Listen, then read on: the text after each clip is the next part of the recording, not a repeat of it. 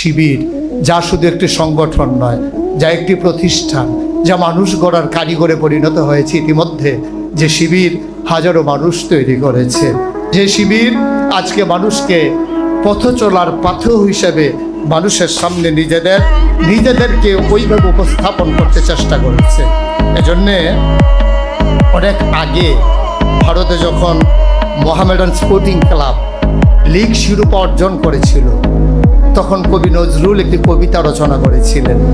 আমি যখন পড়ছিলাম তখন মনে হচ্ছিল সেই কবিতার লাইনগুলো বাংলাদেশ ইসলামী ছাত্র শিবিরের জন্যও যেন আজকে তিনি থাকলে লিখে দিতেন।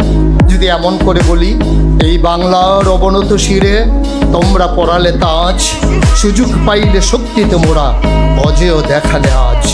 এ কি অভিনব কীর্তি রাখিলে নিরাশাবাদীর দেশে, আধার গগনে আবার ঈদের চাঁদ উঠিল যে হেসে। শিবির যেন তার রক্তের মাঝে গোলাপ গাছ লাগিয়ে গোলাপ ফুল ফুটিয়ে দেখিয়ে দিলেন কেমন করে ফুল ফুটাতে হয় আর গোড়ায় রক্ত দিতে হয়। আমি বিশ্বাস করি, আমি তাদেরকে নিয়ে স্বপ্ন দেখি, আমি তাদের মাঝে আমি আশায় বুক বাঁধি যারা আজকে আমার সামনে বসে আছে। আমি বিশ্বাস করি শিবির যদি স্বমহিমায় সচেতনায় জেগে থাকে, তাইলে বাংলাকে আবার পেছনে ফেলে দিতে পারে এমন কোন শক্তির উদ্ভব হওয়ার সাহসই বাংলাদেশে কেউ করবে না ইনশাআল্লাহ। আমার বিশ্বাস শিবির হবে অতন্ত্র প্রহরী। আমার বিশ্বাস শিবির নিজেকে জাগাবে এবং ঘুমন্ত মানুষকে জাগিয়ে তুলবে। আজকের এই নবীন বরণ অনুষ্ঠানে আমরা যদি নিজেদেরকে জাগিয়ে নিতে পারি, সে পতাকা তলে ঐক্যবদ্ধ করে নিয়ে নিজেদেরকে গড়ে তুলতে পারি, আর নিজেদেরকে চেতনায় শাড়িত করে নিতে পারি, যেমন করে জেনেছিলাম আমি কে আমাকে পাঠালেন, তিনি নিজেই বলে দিলেন যে তিনি সেই যে রব্বুল আলামিন। কেন পাঠালেন আল্লাহ তাও জানিয়ে দিলেন, ইয়া আইয়ুহান নাসু উবুদু রাব্বাকুম আল্লাযী খালাকাকুম ওয়াল্লাযীনা মিন ক্বাবলিকুম লাআল্লাকুম তাত্তাকুন। আল্লাহ এজন্যই আমাদেরকে পাঠিয়েছেন যে হে মানুষেরা, উবুদু রাব্বাকুম, তোমরা ইবাদত করবে তোমার রবের, যিনি তোমাকে সৃষ্টি করেছেন। তিনি মায়ের আর বাবার মধুর মিলনে যখন তারা লিপ্ত হয়েছিল, তখন বাবার পিঠ থেকে মায়ের বুক থেকে দুফুটো পানি সবেগে নির্গত হয়ে যে জায়গাটা গিয়ে একত্রিত হয়েছিল মায়ের সেই রেহেমের ভিতরে, দুফুটো পানি হয়ে গেল এক ফোঁটা রক্ত। এক ফোঁটা রক্ত সেখান থেকে হয়ে গেল এক টুকরা গুস্ত, প্রলম্বিত হলো, হাত হলো, পা হলো, নাক হলো, মুখ হলো, চোখ হলো, মানুষে পরিণত হলো। এই পৃথিবীতে আসলে পৃথিবীকে সাজানোর জন্যে।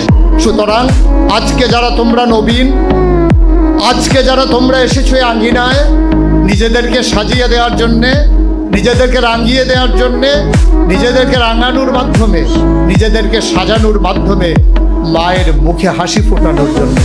এখানে নিশ্চয়ই এমন অনেক ছেলে আছে, এমন অনেক মেয়ে আছে যারা একেবারেই দরিদ্র পরিবার থেকে উঠে এসেছে। এখানে নিশ্চয়ই এমন অনেক ছেলে আছে যাদের মা অন্য বাড়িতে কাজ করে সন্তানের জন্য লেখাপড়ার যোগান দিয়েছে। এখানে এমন অনেক সন্তান আছে যাদের বাবা কৃষিকাজ করে, ধান বিক্রি করে তার সন্তানের জন্য সুন্দর একটা পোশাক উপহার দিয়েছে। আমার ছেলে বড় হয়েছে, আমার ছেলে কলেজে পড়বে, আমার ছেলে ইউনিভার্সিটিতে যাবে, ও যেন বন্ধুর কাছে লজ্জা না পায়। বাবা কষ্ট করে জীবন যাপন করে, কিন্তু নিজের সন্তানকে বুঝতে দেয় না, নিজের সন্তানকে অপমানিত হতে দেয় না, শির উঁচু করে দাঁড়াতে শিখায় বাবা। শুধু বাবাই করে যাবেন? আমরা সন্তানেরা বাবার জন্য কিছুই করব না? আমরা কি শুধু তাদের চোখের পানি দেখব, মুছে দেওয়ার জন্য কোমল হাত দুটি এগিয়ে যাবে না? আমরা কি শুধু মায়ের চিকিৎসার টাকা দিয়ে নিজেরা মানুষ হব, মায়ের চিকিৎসার ব্যবস্থা করব না? সেখানেই সকল কিছু মনে হয় যেন বেদনায় পর্যবসিত হয়ে যায়। আসুন আমরা নিজেদেরকে মানুষের মতো মানুষ তৈরি করে আমরা মায়ের মুখের হাসি একেবারে দিগন্তে ছড়িয়ে দেই। আমরা বাবাকে জিজ্ঞেস করব, বাবা ধান কাটা হবে কখন? আমি এখন আর বাড়িতে আসব না, যখন ধান কাটা হবে আমি এসে তোমার কাঁধের ধানের ভার আমার কাঁধে নিতে চাই। তোমার সন্তানের কচি কাঁধ এখন অনেক শক্ত হয়েছে, তোমার সন্তানের কাঁপা কাঁপা হাত এখন বলিষ্ঠ হয়েছে, তোমার ছেলের চোখের পানি এখন রক্তে পরিণত হয়েছে। সুতরাং কষ্টে আর তোমাকে থাকতে দেব না।